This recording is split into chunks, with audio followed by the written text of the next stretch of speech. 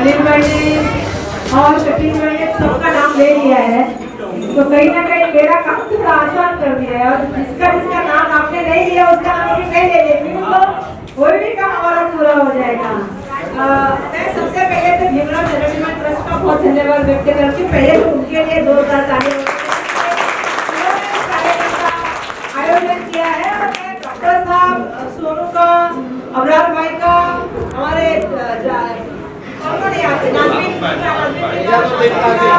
सादिक जी का, सभी का धन्यवाद व्यक्त करना चाहती हूँ कि आप सभी ने इस कार्यक्रम में, क्योंकि एनजीओ बहुत सारे होते हैं, मैं तो एनजीओ के साथ अभी इतने साल से काम कर रही हूँ, क्योंकि इससे पहले भी मैं महिला बाल विकास मंत्री रह चुकी हूँ 4 साल, अब स्कूल एजुकेशन संभाला है मैंने 2.5 साल। मैंने देखा है बहुत सारे एनजीओ रहते हैं, लेकिन सच में पब्लिक में लेके जाके कार्यक्रम करने वाले बहुत कम एनजीओ मैंने देखे। तो मैं इसके लिए आपका बहुत बहुत बधाई देना चाहती हूँ। नाम है आपका भीमराव जी का नाम है ना बाबा साहब का नाम रखा है, बाबा साहब का, तो आपको मालूम है कि किस तरह से आपको काम करना है। यहाँ पे हमारे सम्मानीय समीर भाई, अब्बास भाई, सबसे पहले जिया भाई का नाम रहना चाहिए, क्योंकि जिया भाई मेरा नाम पीछे क्यों रह गया। जिया भाई, गोपाल भाई सीनियरिटी के हिसाब से नाम रहना चाहिए। खलील भाई अभी उम्र के हिसाब से सीनियरिटी नहीं होती, काम के हिसाब से सीनियरिटी होती। जिया भाई, यहाँ पे हमारा सोनू का नाम तो मैंने ले लिया है। शकील भाई जो मेरे साथ कल ही वापस आए हैं, हमारे यूसुफ भाई, करम भाई का स्वागत करती हूँ। भाई जिनके नाम लिए स्पेसिफिकली मुझे नाम लेना होगा, सुरेश का, जो यहाँ का कोऑर्डिनेटर है, सुरेश मोगुला जी, बबलू, शंकर भाई, हमारे महादेव जी, पोल, राजेश काका, बादशाह, ये सब टीम कल आई है। तो मैं सबका बहुत धन्यवाद व्यक्त करती हूँ कि वो मुझे यहाँ पे ही नहीं मदद कर रहे, वो मुझे गुलबर्गा में मदद करने के लिए आ रहे हैं। तो मैं उनका बहुत और आज ये कार्यक्रम आपने जैसा बताया कि आपका एक उद्देश्य है और मुझे बुलाने का भी उद्देश्य है। हाँ, तो मैं आपके उद्देश्य के साथ खड़ी होगी, ये मेरा आपसे वादा है। और ये बोलने के लिए बात नहीं बोल रही हूँ जबान से, ये दिल से बोल रही हूँ, क्योंकि आज तक आपने जो कार्यक्रम रखा है कि आंगनबाड़ी के जो बच्चे हैं उनको बैग देने का और साथ में पार्टी मतलब शिक्षा के लिए, शकील भाई ने, खलील भाई ने सही कहा कि जीवन में अगर सबसे बड़ी कोई चीज है तो तालीम है, शिक्षा है। अगर बाबा साहब ने हमें शिक्षा के दरवाजे खोले नहीं होते तो हम लोग यहाँ पे आके माइक पे भी नहीं बात कर रहे होते, किसी गाँव के अंदर नहीं और जगह पे होते। लेकिन हमें शिक्षा का दरवाजा दिया, संविधान का दरवाजा खोला और संविधान संविधान का दरवाजा खोला, संविधान के माध्यम से समता, बंधुत्व, न्याय, स्वातंत्र दिया और सबको लोकशाही में बोलने का अधिकार दिया। अगर ये किसी ने काम किया तो बाबा साहब के संविधान ने किया। यहाँ से बहुत आप सबको एक चीज बताना चाहती हूँ कि हमारा भविष्य और हमारे राष्ट्र की संपत्ति अगर कुछ है तो इस देश के बच्चे हैं, हमारे धारावी के बच्चे हैं, जो जिनको कलम एक अच्छा माहौल देना है, तालीम के प्रति माहौल देना है। अगर हमारे पिताजी हमें नहीं पढ़ाते तो शायद आज हम यहाँ पे नहीं पहुँच पाते। हमारे माता पिता ने बहुत सारे कष्ट झेले, लेकिन हमें कहा, मेरे माता पिता उसे कहना है कि माताएं बहुत यहाँ पे आई है कि आपको आपके बच्चों को पढ़ाना है, लड़की हो या लड़का हो दोनों को पढ़ाना है और अच्छी शिक्षा देनी है। भले उसके लिए आपको थोड़ा कष्ट इस बार ज्यादा करना पड़े, क्योंकि बच्चे छोटे थे, बच्चों से मैं ज्यादा बात नहीं कर सकती क्योंकि वो अभी इसके माहौल में नहीं है कि वो समझ सके, क्योंकि 5वीं छोटी के बच्चे हो थोड़ा वो स्टिल लेकिन मुझे ऐसा लगता है कि आप माता पिताओं को बच्चों के ऊपर ध्यान देना चाहिए, बच्चों को अच्छा वातावरण देना चाहिए, शिक्षा के प्रति उनका अवेयरनेस बढ़ाना चाहिए, उदाहरण देना चाहिए कि किस तरह से, चाहे वो बाबा साहब रहे, चाहे वो ज्योतिबा फुले रहे, चाहे वो जैसा मैंने कहा कि एपीजे अब्दुल कलाम जी रहे, उनके पास भी परिस्थितियां नहीं थी, लेकिन उन्होंने अपने जिंदगी का उद्देश्य चुना, वो पढ़ाई करते रहे और देश में एक ऐसी मिसाल पैदा की कि जिनका आप सबको बहुत गर्व है कि एक देश का संविधान बनाए और एक देश का महामहिम राष्ट्रपति बने। तो ये उदाहरण बच्चों के सामने बचपन से देना होगा और हमारे बच्चों में एक एहसास देना होगा, क्योंकि मैं देख रही हूँ आज बड़े पैमाने पे माहौल अलग भी चल रहा है कि बच्चे कहीं ना कहीं दोस्ती में बह जाते हैं, दोस्ती में बह जाके कहीं और जगह पे चले जाते हैं और फिर उनका आहिस्ता आहिस्ता हम उनको कितना भी सोचे कि नहीं उनको अभी हमको लेके आना है, तो हमारे बच्चे कहीं ना कहीं अलग दिशा में चले जाते हैं। तो माता पिता का कर्तव्य है कि जब बच्चा छोटा रहे तब से उसके ऊपर ध्यान रहे, उसके ऊपर बात करें, उनसे विश्वास का निर्माण करें कि बच्चा चाहे वो लड़की हो आपके पास आए, आपके पास दिल की बात कहे, कोई उसको लगता है कि कोई चीज गलत हो रही है तो वो भी बात आपसे करे और उसको आप सीरियसली ले।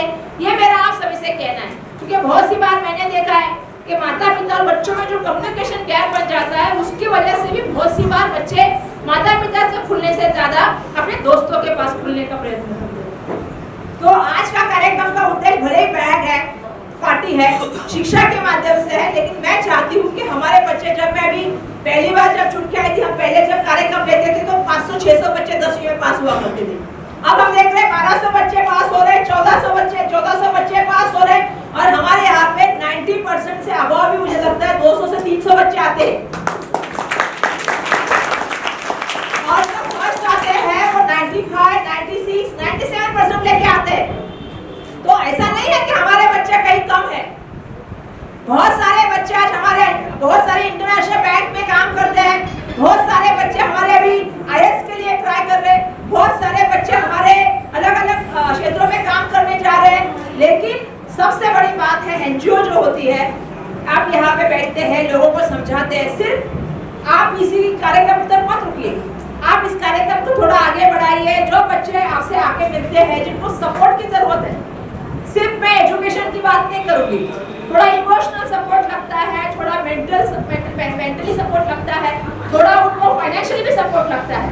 तो ऐसे बच्चों को आप बिल्कुल करिए। हमें जहाँ हमारी मदद की जरूरत है वहाँ पे हमें आप बता दीजिए। आप बिल्कुल मैं चाहती हूँ एक घर बनाने से, एक घर बनेगा तो एक आदमी घर में रहेगा, लेकिन घर का एक बच्चा आगे बढ़ेगा तो घर को भी आगे लेके जाएगा, बाकी लोगों को अपने बच्चे का आगे लेके जाएगा। तो हमें हर बच्चे को एक अच्छी शिक्षा देना है, अच्छा वातावरण देना है। और ये कार्यक्रम के माध्यम से आपकी ट्रस्ट ने शुरुआत की है कार्यक्रम की, आने वाले दिनों में आप और अच्छा काम कीजिए। हमारी बहुत सारी शुभकामनाएं आपके साथ रहेगी, आपके साथ हम खड़े रहेंगे। और मेरा तो बहुत फेवरेट है क्योंकि मैं इस विभाग के साथ 2 बार जुड़ी हुई हूँ। ये हमारे बच्चे ही हमारा भविष्य है, हमारी संपत्ति। अगर हम इनको संभाल नहीं पाए और इनको सही राह नहीं दिखा नहीं पाए तो हम कुछ नहीं कर पाएंगे जिंदगी में।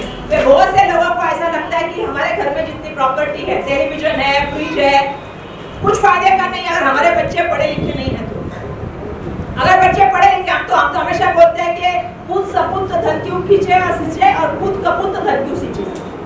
अगर सपूत रहेगा तो खुद कमा के लाएगा और अगर कपूत रहेगा तो खुद ही बेच के ले जाएगा। और मेरे आप लोगों से एक और भी कहना है कि अगर बच्चा कल किसी और गलत चीजों में जाता है तो लोग कहते हैं कि माँ बाप ने ध्यान नहीं दिया। तो मेरा सबसे ज्यादा मेरा माँ बाप से कहना है कि बच्चों के ऊपर ध्यान दीजिए, उनकी पढ़ाई के ऊपर ध्यान दीजिए। हर बच्चा होशियार होता है, कोई एकेडमिक में होशियार होता है, कोई डांस में होता है। मुझे याद है कि हमने एक कार्यक्रम किया था बच्चा पार्टी हिंगोली में, और जब हम कलाकारों को लेके गए यहाँ से, रैपर हो, डांसर हो, अलग अलग डेमी बॉय था, वो प्लास्टिक के डब्बे से, सुनो मालूम है, प्लास्टिक के डब्बे से बजाने वाली बात हो। धारावी में जितना टैलेंट है, मुझे लगता है इतना टैलेंट बहुत कम जगह पे होगा जितना धारावी में टैलेंट है। तो एक बात हमेशा ध्यान में रखिएगा, हर बच्चा एक यूनिक बच्चा है, स्पेशल बच्चा है। तो अपने बच्चों को कभी किसी से कंपेयर मत करिए। अपना बच्चा जो है वो यूनिक है, उसमें यूनिकनेस क्या है, उसमें अलगपन क्या है, वो अलगपन को पहचानिए और अलगपन को पहचानने के साथ उसको प्रोत्साहन दे दीजिए कि वो क्षेत्र में आगे बढ़ जाए। अब तो बहुत सारे क्षेत्र हो गए, पहले तो ऐसा था कि चलो डॉक्टर बनते, इंजीनियर बनते, नर्स बनते, लेडी मतलब महिलाओं के लिए तो ऐसा था कि टीचर बनते, नर्स बनते, डॉक्टर बनते, यही था।